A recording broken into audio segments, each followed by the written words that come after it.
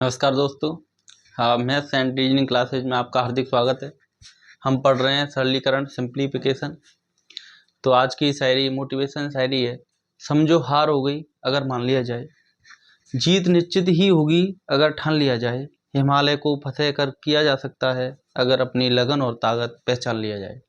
तो देखिए, अगर अपने मन में अगर किसी ने हार मान ली तो वो बंदा हार जाता है। अगर किसी ने अपने मन में जीत निश्चित कर ली, करे ये काम तो हमें करना है, तो क्या है, वो जीत ही जाता है। क्योंकि अपने मन में अगर जैसे विचार लाते हैं वो ऐसे ही हम क्या हो जाते हैं, बन जाते हैं। तो किसी काम को अगर हम कर रहे हैं तो लगन से करो, मेहनत से करो और उसके प्रति क्या है, जी जान लगा दो, तो वो काम अपना सफल हो जाता है। अगर हिमालय को फतेह किया जा सकता है, अगर क्या करना है, जो अपनी लगन है और ताकत है उसको क्या कर लिया, पहचान लिया जाए। अपने जो अंदर की शक्ति, अपनी क्षमता है उसको क्या कर लिया जाए, पहचान लिया जाए। तो जिस भी काम को अपन को करना है उसको मेहनत से, लगन से करना है, तो हम कुछ भी काम सफल कर सकते हैं। आज की क्लास शुरू करते हैं। देखिए, अगर ऐसा कोई प्रश्न आए कि 2 माइनस ये मझला कोष्ठक, 3 माइनस छोटा कोष्ठक 4 माइनस 3 माइनस 2 छोटा कोष्ठक बंद, मझला कोष्ठक बंद। इसमें क्या है, देखिए ऊपर बार लगा है, 3 माइनस 2 पे क्या लगा है, बार। तो हमें देखिए बी बोर्ड मास के नियम से, वी बोर्ड मास, तो इसके नियम से सबसे पहले हम क्या देखते हैं, बिन कूलम। इसको क्या बोलते हैं, बिन कूलम यानी वार। तो देखिए बार कहाँ लगा है, सबसे पहले बार यहाँ देखेंगे हम। तो सबसे पहले हमें कुछ नहीं, हम क्या करते हैं, वार। तो हम सबसे पहले इसको हल करेंगे। तो किसके ऊपर बार लगा है, 3 माइनस 2। तो सबसे पहले हम 3 में से 2 घटाएंगे, कितना बचेगा, 1। उसके बाद जो बचा उसको लिख लेंगे, 1 इधर माइनस 4 ये कोष्टक इधर माइनस। अब देखिए, अब उसके बाद बार खत्म होने के बाद ब्रैकेट, ब्रैकेट में भी कौन सा ब्रैकेट, 2 ब्रैकेट है, एक मझला और एक छोटा। तो सबसे पहले छोटा, छोटे से शुरुआत करते हैं, छोटा, फिर बीच वाला यानी मझला बोलते हैं इसको, और उसके बाद अगर बड़ा होता तो बड़ा। तो हम सबसे पहले क्या, छोटा। तो अब ये छोटा, इसको छोटा कोष्ठक उसको क्या करेंगे, हल करेंगे। तो अब 4 में से 1 जाएगा तो 3, फिर जो बचा इसके अलावा क्या बचा, इधर माइनस 3 मझला कोष्ठक और 2। अब देखिए, अब छोटा हो गया, उसके बाद कौन सा कोष्ठक करेंगे, मझला। तो मझला कोष्ठक करेंगे, 3 में से 3 गए तो इधर तो देखो 2 माइनस इस कोष्ठक की जगह कितना आएगा, 3 में से 3 गई तो 0। अब क्या बचा, 2 में से 0 तो 2। तो सबसे पहले हमें क्या देखना है, सबसे पहले हम बिन कूलम बार देखेंगे। इसमें क्या था, बार था, तो पहले बार वाली संख्या हल की। उसके बाद छोटा कोष्ठक, क्योंकि ब्रैकेट आता है, ब्रैकेट में जो संक्रियाएं होंगी वो मैंने पहले बताया था। ब्रैकेट में अगर 4 संक्रियाएं तो उसमें सबसे पहले भाग, फिर गुणा, फिर जोड़ना घटाना करेंगे।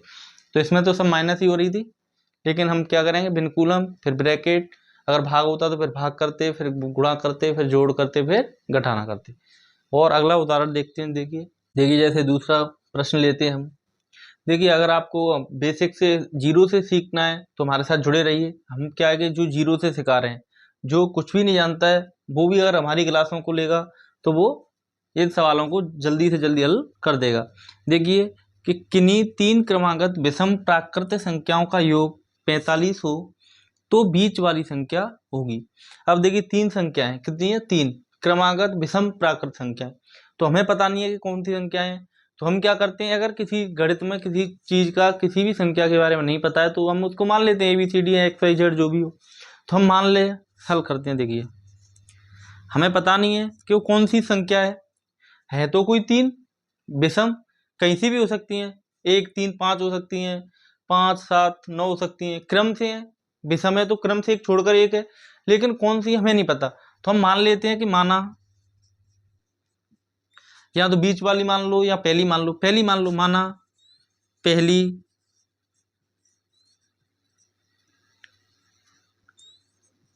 विषम संख्या क्या है, x है। तो देखिए मान के चलिए पहली विषम संख्या x है, तो अगली क्या होगी, अगली x के बाद x प्लस 1 एक जोड़ेंगे नहीं, क्योंकि वो सम हो जाएगी। क्योंकि एक विषम के बाद, देखिए मान के चलिए एक विषम है तो उसके बाद 2 क्या होगी, एक जोड़ने, एक में एक जोड़ने के बाद क्या आता है, सम संख्या आ जाएगी 2, जो कि विषम नहीं है। तो इसमें कितने जुड़ेंगे, एक के बाद 2 3 हो जाएंगे, जब क्या होगी, विषम आएगी। फिर देखिए इसमें एक में से एक जोड़ने पाया क्या? नहीं, इसमें एक में दो जोड़ने पर आई, पहले एक थी, फिर एक में दो जोड़ने पर विषम आई, फिर अगली चार, क्या फिर इसमें तीन में एक जोड़ने पाई? नहीं, सम आई ना फिर तो। फिर पांच, पांच कब आई? इसमें अगले में, यानी इसमें जोड़ेंगे तो चार जोड़ेंगे, एक प्लस चार, मतलब अगली संख्या लेने के लिए इसमें दो दो का गैप करेंगे, क्योंकि विषम हो या सम हो, संख्या एक के बाद एक छोड़कर आती है। तो मान के चलिए पहली विषम संख्या क्या? x है, तो अगली कौन सी होगी? इसमें दो जोड़ दिए, अगली कौन सी होगी? x प्लस, अगली बोले तो दूसरी भी बोल सकते हैं, क्या बोल सकते हैं? दूसरी संख्या कौन सी होगी? x प्लस दो, क्योंकि इसमें एक जोड़ते तो सम आ जाती, हमें तो क्या लेनी है? विषम लेनी है, क्रम से, वो भी कैसे? क्रम से। अगली एक के बाद कौन सी आती है? तीन आती है, क्योंकि इसमें दो जोड़े। तो ऐसे ही मान लो पहली कोई संख्या क्या है? x है, तो x के बाद कौन सी आएगी? इसमें दो जोड़ने पे, उसके अगली कौन सी आएगी?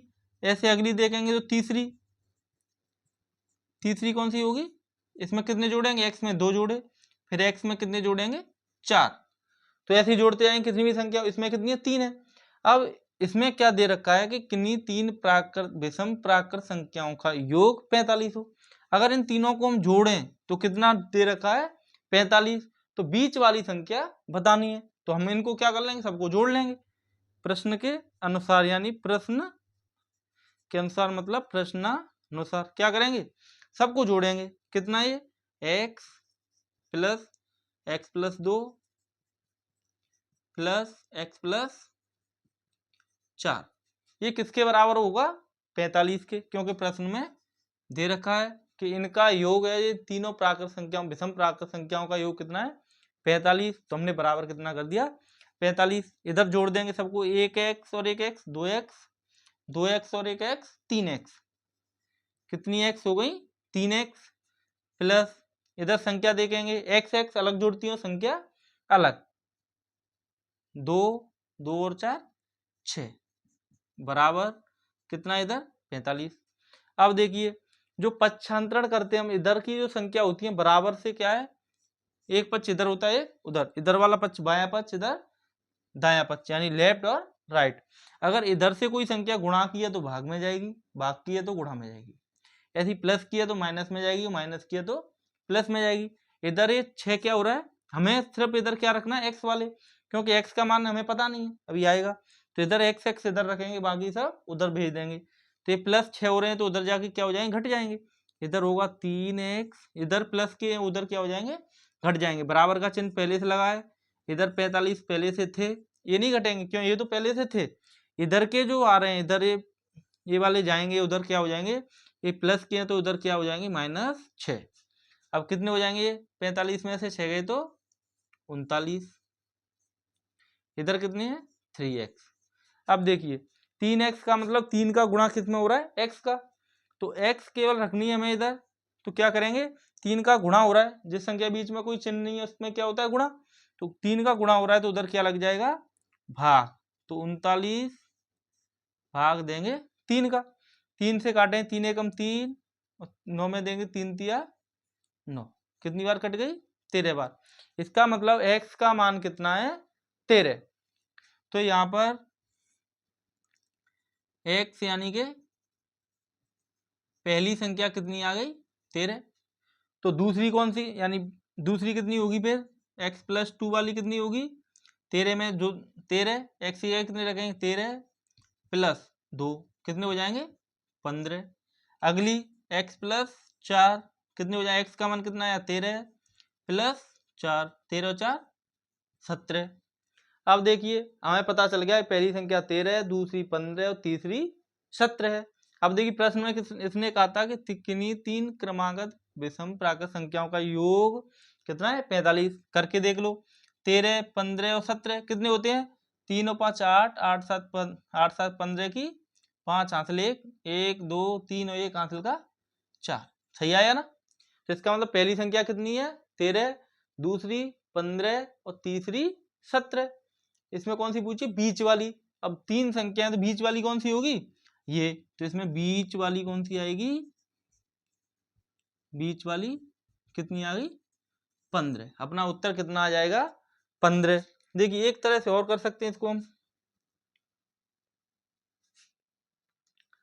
यहां देखिए हमें पता है कि तीन संख्याओं का योग कितना है, 45 है, चाहे वो सम सम हो, चाहे क्रम से हो, और चाहे फिर विषम विषम हो, यानी अंतर समान हो। विषम होंगी तो भी अंतर समान है, देखो दो दो का अंतर सम में, सम होंगी तो भी दो दो का अंतर होगा, अगर क्रम से होंगी तो भी सम में एक एक का अंतर होगा। तो इसके लिए क्या करेंगे, जितनी भी संख्या हैं तो सबका योग है, अगर बीच वाली निकालनी है तो आधी जो ऊपर की होंगी, देखिए अगर ये पूछ रहा है तो इधर ये कम होती जा रही हैं और इधर ज्यादा होती जा रही हैं। इसका मतलब इसमें जो सब में जितनी संख्या उसका भाग दे देंगे तो कौन सी संख्या निकल आएगी, बीच वाली। तो देखिए योग कितना था इसमें, 45। अगर बीच वाली संख्या निकालनी है तो कितनी संख्याएं थी उसका डायरेक्ट क्या दे देंगे हम, भाग, 3 का भाग देते तो कितना आता, 15। तो हम यहाँ से सीधा भी उत्तर देख लेते। अगर मध्य वाली या बीच वाली या मध्य वाली जो भी बोले, बीच की संख्या ज्ञात करनी है तो सब योग होगा, उनमें क्या कितनी भी संख्या होंगी उसका भाग दे देंगे तो बीच वाली संख्या मिल जाएगी। अगर ऐसे बीच वाली मिल गई और फिर उसमें पूछ रहा है कि पहली या लास्ट की, तो उसमें देख लेंगे कितनी कम है। ऐसे इधर ये बीच वाली मिली तो अगर इसमें 3 ही है तो इससे पहले वाली की तो कितने घटाते, 2, जितनी संख्या होंगी उससे कम। ठीक है, अगर अगली पूछेगा तो 15 में 2 जोड़ देंगे, हमें पता है विषम संख्या अगली कौन सी आएगी, अगली 2 जोड़ नहीं पाएगी। ठीक है, अगला सवाल देखते हैं।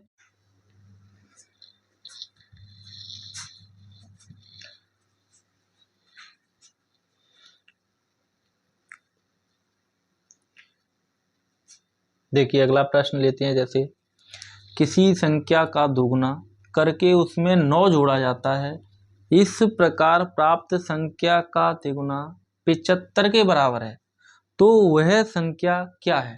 देखिए हमें पता नहीं है कि कौन सी संख्या है, किसी संख्या का दोगुना करके उसमें 9 जोड़ा जाता है, अब वो कौन सी संख्या वो हमें पता नहीं है। तो हम सबसे पहले क्या करते हैं, ऐसे प्रश्न में सबसे पहले जो संख्या हमें पता नहीं होता है उसको क्या करते हैं, मान लेते हैं। तो माना वह संख्या क्या है, x मान लेते हैं, कुछ भी मान लो, x y z a b c d। तो देखिए अब x मान ली, अब जहां भी उस संख्या की जिक्र होगी, बात आएगी तो वहां x रखते जाएंगे और आगे हल करते जाएंगे। तो देखिए किसी संख्या का दोगुना, अब कौन वो संख्या क्या मान ली हमने, x, तो x का दोगुना, तो x दो गुने का मतलब इसमें 2 का गुणा, 2 का गुणा हो गया तो 2x हो गई, दोगुना करके उसमें 9 जोड़ा जाता है, तो दोगुना कर दिया, दोगुना करके क्या करना है, उसमें 9 जोड़ा जाता है, तो +9 जोड़ा जाता है। इस प्रकार प्राप्त संख्या, इस प्रकार ये संख्या प्राप्त हो गई, संख्या का 3 गुना। अब इस संख्या का 3 गुना करना है तो गुणा किस में, यहाँ कर देंगे तो इसमें होगा, केवल प्लस अलग हो गया। इसका मतलब ये संख्या कैसी है, प्राप्त संख्या, प्राप्त संख्या एक ही तो होगी, किसी संख्या का 2 गुना, 2 का गुणा कर दो, उसमें 9 जोड़ दो, तो एक ही संख्या तो बनेगी ये आखिर में। तो इसमें प्राप्त संख्या का 3 गुना, तो 3 का गुणा क्या होगा, पूरी संख्या में होगा, ये संख्या एक ही है।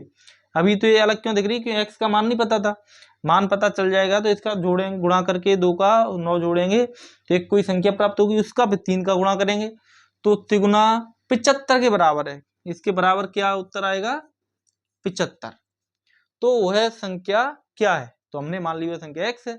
अब इसको हल करेंगे, अब देखिए 3 का गुणा इसमें भी हो रहा है और इधर भी हो रहा है, क्योंकि 3 का गुणा पूरे कोष्टक में हो रहा है, तो 3 का गुणा 2x से करेंगे तो कितना होगा, 3 दूनी 6x की x। फिर देखिए इधर प्लस का चिन्ह है, इधर प्लस का ही होता है, कुछ नहीं है तो प्लस प्लस, यहाँ प्लस हो गया था, यहाँ प्लस है, ये भी प्लस है, तो क्या चिन्ह आएगा, प्लस का, क्योंकि गुणा करने पे आपको पता होगा अगर एक जैसे चिन्ह होंगे, इधर भी गुणा में संख्या इधर भी, तो किसमें प्लस ही रहेगा। अगर इसमें एक तरफ माइनस होगा एक तरफ प्लस होगा, बीच में गुणा का चिन्ह लगा होगा तो किसका चिन्ह हो जाएगा, माइनस का। यहाँ इधर प्लस और इधर माइनस होगा तो भी क्या, माइनस, यानी कि दोनों तरफ एक जैसे होंगे तो हमेशा प्लस का उत्तर आएगा।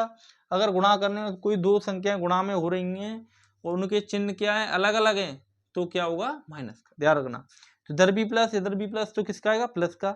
अब 3 का गुणा 9 से करेंगे तो 3 9 27 बराबर कितना है, 75। अभी हमने किया था इसमें x का तो मान निकालना होता है, x को तो इधर ही रखते हैं हम, बाकी संख्याओं को क्या करते हैं, पक्षांतरण करते जाते हैं, एक तरफ बराबर के जो चिन्ह है उसके एक तरफ ले जाते हैं। तो इधर ये जुड़ रही है तो इधर क्या हो जाएंगी, घट जाएंगी। इधर क्या बचा, केवल 6x, ये 27 इधर जुड़ रहे थे, इधर क्या हो जाएंगे, घट जाएंगे। तो बराबर 75 पहले से थे यहाँ, ये तो पहले से थे, हम जो इधर से जो प्लस के 27 है इधर लाएंगे तो माइनस के 27, यानी इधर जुड़ रहे थे उधर पक्षांतर करके क्या हो जाएंगे, घट जाएंगे।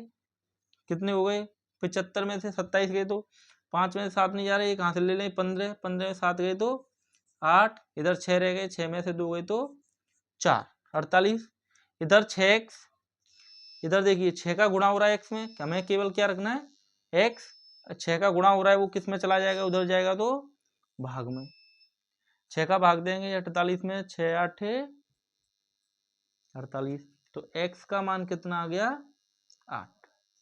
इसका मतलब वह संख्या कितनी थी, वह संख्या 8 थी।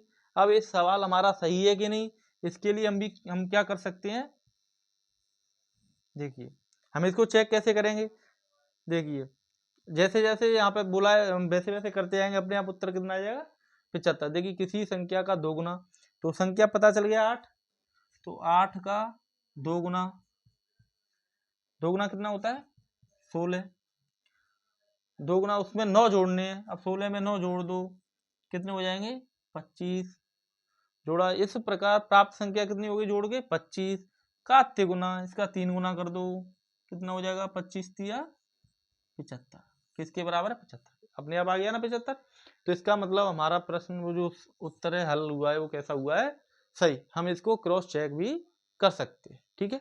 और ये हमारी क्लास आपको कैसी लगी है जरूर बताएं, लाइक करें, कमेंट करें, और जो भी आपकी जो परेशानी हो जो भी हो आप कमेंट करके बताएं, और अब मिलते हैं अगली क्लास में।